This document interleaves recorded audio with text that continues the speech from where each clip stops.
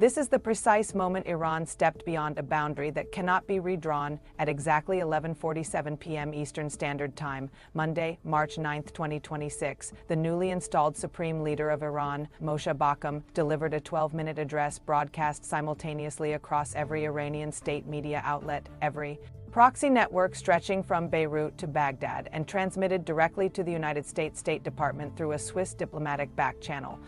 If you were to look inside the White House Situation Room during the emergency session unfolding right now, you would see Secretary of Defense Pete Hegseth, National Security Advisor Mike Waltz, and a rotating roster of military commanders who have been confined within that room for the past 6 hours. The silence emanating from the building is deafening. No press briefing, no official statement, no tweet from the president, nothing. As of 6 a.m. Tuesday morning, March 10, 2026, the United States government has issued zero public response to what Iran just announced. The president, already grappling with a collapsing stock market, mounting pressure from European allies to end the war, and 7 American soldiers dead in recent days, has just been handed an ultimatum that makes every previous crisis appear manageable by comparison. In this deep dive, we will show you the exact text of what Bakam said, reveal the 3 specific demands he made that have never been made public, explain why China issued a statement within 90 minutes supporting Iran's position, and break down the internal Pentagon documents that leaked this morning, showing military leaders believe this war is unwinnable without a ground invasion that Congress will never authorize. Iran is not merely resisting American pressure, they are dictating terms to the United States for the first time in modern history. Before we go deeper, hit the subscribe button right now and turn on notifications. What happens in the next 72 hours will determine whether this becomes the greatest foreign policy humiliation in American history or whether the administration finds an exit strategy that does not resemble surrender. You need to be here when the White House finally responds. Subscribe now. Let me give you the setup of how we arrived at this exact moment. 11 days ago, the United States and Israel launched what they called Operation Epic Fury. The plan was to destroy Iran's nuclear program, decapitate its leadership, and force regime change within a week. President Trump announced the operation himself. He promised the American people that Iran would be brought to its knees, that Supreme Leader Ali Khamenei would be eliminated, and that a new government friendly to Western interests would emerge. It was supposed to be swift, decisive, and final. The cost was not supposed to be measured in American lives or in economic chaos. It was supposed to be a surgical operation that demonstrated American military dominance and ended Iran's nuclear ambitions forever. But the gamble was built on a false assumption. The administration assumed that killing Ali Khamenei would create a power vacuum. They assumed competing factions would fight for control. They assumed the Iranian people would welcome regime change. They assumed wrong. Within hours of Ali Khamenei's death, the Islamic Revolutionary Guard Corps had already made their decision. They installed his son, Mosha Bakam, as the new supreme leader before the dust had settled in Tehran. There was no power struggle, there was no vacuum, there was only a smooth, military-backed transition to a leader who was younger, more radical, and more willing to escalate than his father ever was. The plan that was supposed to end in victory has instead produced a crisis spiraling in directions the White House never prepared for. At 11:47 p.m. last night, everything changed again. Mosha Bakam addressed the Iranian people for 12 minutes, but he was not speaking to the Iranian people. Every word was aimed directly at Washington. For the first 6 minutes, he recited a list of what he called American crimes: the assassination of his father, the killing of Iranian scientists, the decades of sanctions, the support for Israel, the occupation of Arab lands by American forces. It was standard rhetoric. Then, at the 7-minute mark, his tone shifted. He stopped talking about the past and started talking about the future. He laid out 3 demands. The full text of these demands was transmitted to the State Department through Switzerland. Most major networks reported that Iran called for American withdrawal from the Middle East. That is accurate but incomplete. What they did not report is the specific language Bakam used and the exact timeline he gave. Demand 1. All American military forces must begin withdrawal from Iraq, Syria, Kuwait, Bahrain, Qatar, the United Arab Emirates, and Saudi Arabia within 30 days. Not eventually, not after negotiations, within 30 days. Demand 2. The United States must lift every sanction imposed on Iran since 1979, including all banking restrictions, all oil export limitations, and all technology transfer bans within 60 days.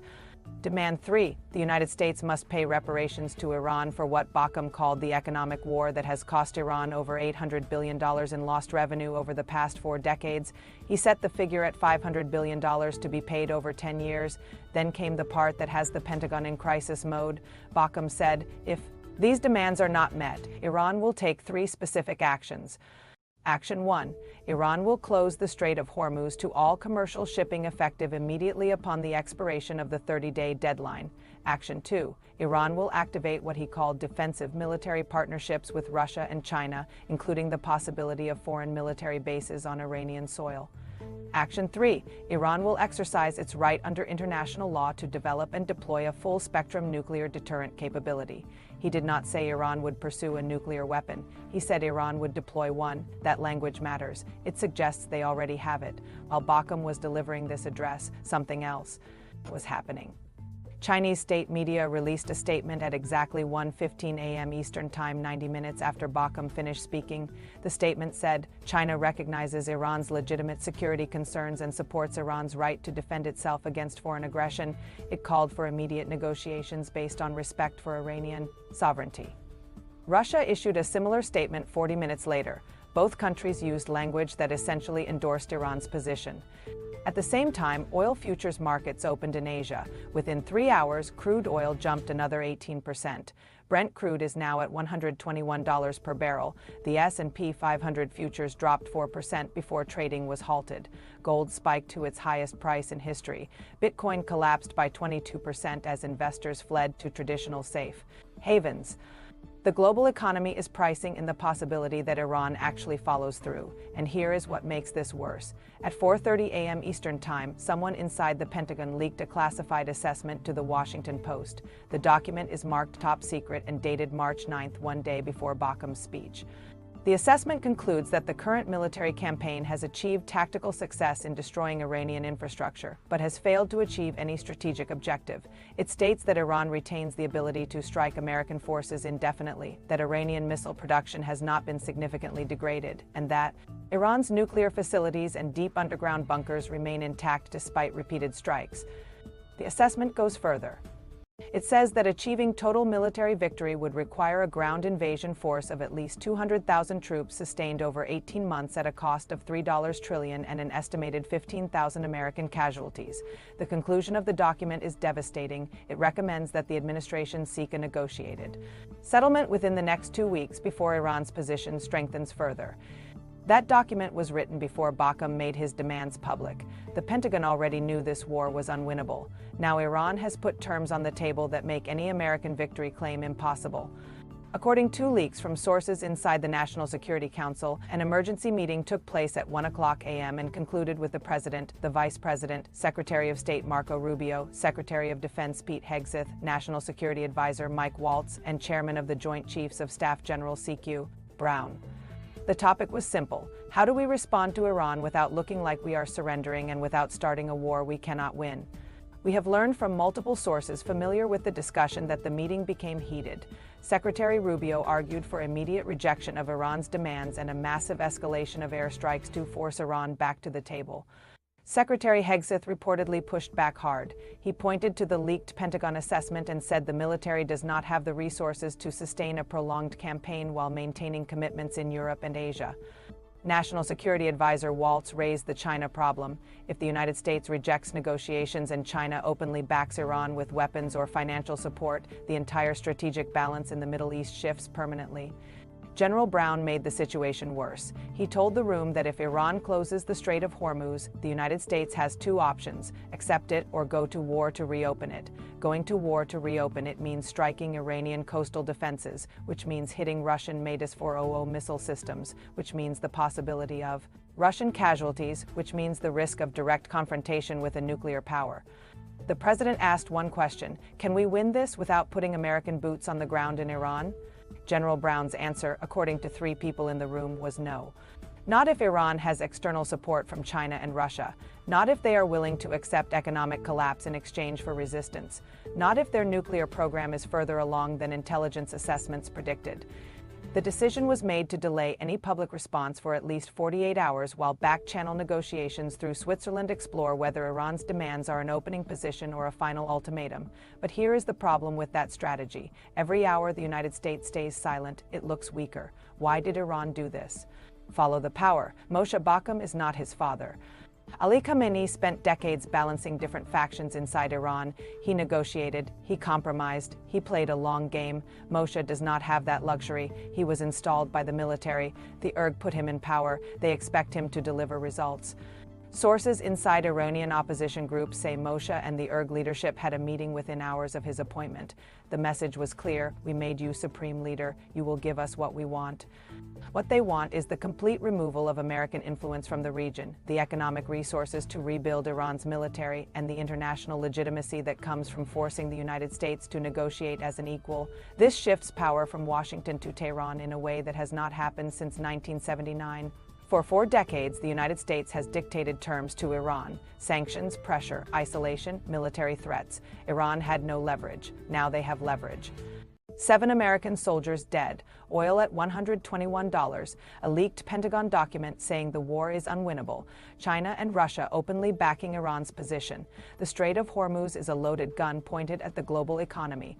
Mosha Bakam is not begging for negotiations. He is demanding surrender. What historians will call this moment depends entirely on what happens in the next 72 hours. If the United States accepts negotiations on Iran's terms, it will be remembered as the end of American dominance in the Middle East. If the United States rejects negotiations and the war continues, it will be remembered as the beginning of an unwinnable conflict that drained American resources and credibility for years. This is not a minor foreign policy challenge. This is a fundamental restructuring of global power. This is 1979 meeting 2026, when a regional power backed by global superpowers can make demands of the United States and the United States has no good options to respond. That signals the end of an era. The legal ramifications are significant. International law experts at Georgetown and Harvard have already published preliminary analyses. They point out that Iran's demand for reparations has precedent in international arbitration. The demand for sanctions relief is consistent with positions taken by the United Nations Security Council in previous negotiations. The demand for American troop withdrawal is framed as restoration of sovereignty, which has support in international law. If this goes to the International Court of Justice or the UN Security Council, Iran has a case that will receive support from a majority of non-aligned nations. This is not just a military crisis. It is a legal and diplomatic crisis where Iran has prepared the ground carefully. Here is the domino effect we are looking at. If the United States agrees to negotiate, regional allies lose faith in American security guarantees. Saudi Arabia starts making deals with Iran. Israel feels abandoned and takes independent military action. American credibility collapses across the Middle East. But if the United States refuses to negotiate, oil prices continue rising, the global economy slides into recession. European allies who depend on Middle Eastern energy supplies pressure Washington to accept a ceasefire. Congress refuses to authorize a ground war. The administration is trapped between humiliation and catastrophe. China is watching this very closely. Beijing sees an opportunity to position itself as the broker of Middle East peace. If China can negotiate a settlement that the United States cannot, it demonstrates to the entire world that American power is no longer decisive. Russia is calculating its own advantages. Every American asset committed to the Middle East is an asset not available for Europe or Asia. A prolonged conflict in Iran serves Russian interests perfectly. A desperate United States can be pressured into concessions on Ukraine or NATO expansion. Where are America's traditional allies? Britain issued a carefully worded statement calling for de-escalation and dialogue. France said the situation requires immediate diplomatic engagement. Germany warned of catastrophic economic consequences if the conflict continues. None of them backed the American position unconditionally. Why? Because they see the same intelligence assessments. They know this war has no military solution. They are protecting their own interests. They are distancing themselves from an American policy that looks increasingly reckless. A divided Western alliance cannot pressure Iran effectively.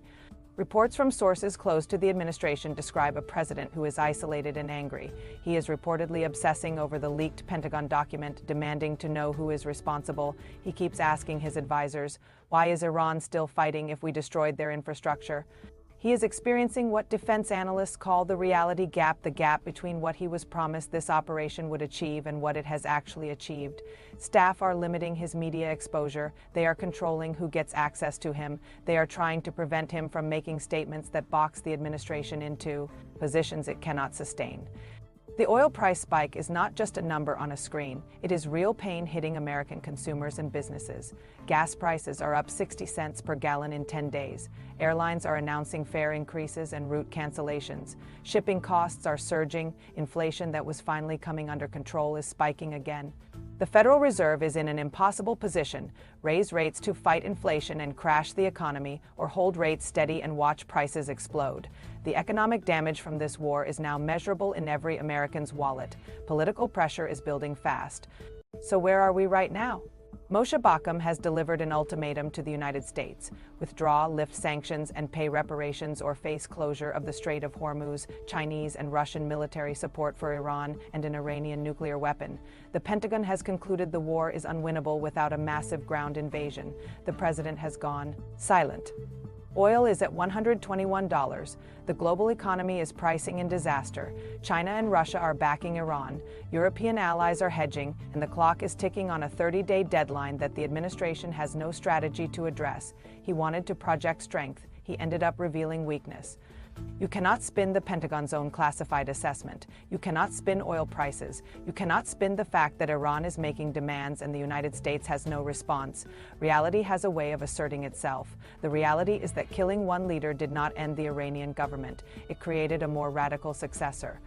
The reality is that airstrikes did not break Iran's will, they hardened it. The reality is that American military power, as vast as it is, cannot solve every problem. Some conflicts have no military solution. As we head into the next 48 hours, expect desperate attempts to find a face-saving exit. The administration will try to claim that any negotiations were always part of the plan. They will try to redefine victory. They will try to spin withdrawal as strategic repositioning. But here is what cannot be undone.